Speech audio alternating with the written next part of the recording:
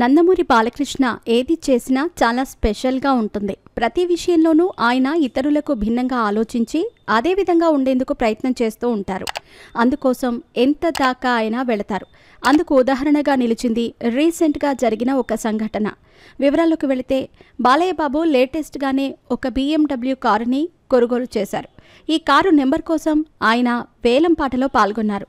ఆయనకు TG090001 అనే fancy number బాగా నచ్చింది.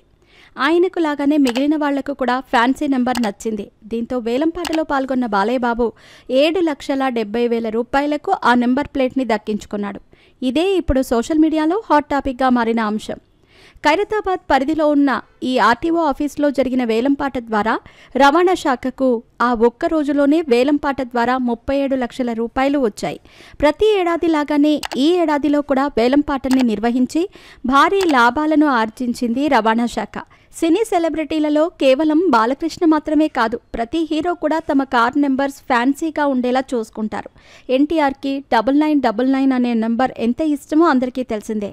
ట్విట్టర్, ఇన్స్టాగ్రామ్లలో కూడా ఆయన ఆ నెంబర్ని ప్రొఫైల్ నేమ్లో పెట్టుకుంటారు. ఆయన కారు నెంబర్ కూడా అదే. దీని విలువ కూడా లక్షల్లోనే ఉంటుంది. ఇలా చెప్పుకుంటూ పోతే చాలామంది హీరోలు ఈ లిస్టులోకి వస్తారు. ఇకపోతే నందమూరి బాలకృష్ణ సినిమాల విషయానికి వస్తే ప్రస్తుతం ఆయన బోయపాటి శ్రీనుతో అఖండ 2 చిత్రం చేస్తున్నారు. శరవేగంగా షూటింగ్ కార్యక్రమాలను జరుపుకుంటున్న ఈ సినిమాని దసరాకి విడుదల చేయాలనే ప్లాన్లో ఉన్నారు. కానీ అది సాధ్యమయ్యేలా కనిపించటం లేదు. వచ్చే ఏడాది సంక్రాంతి కానుకగా ఈ చిత్రాన్ని విడుదల చేస్తే ఎలా ఉంటుంది అనే ఆలోచనలో ఉన్నారు మేకర్స్.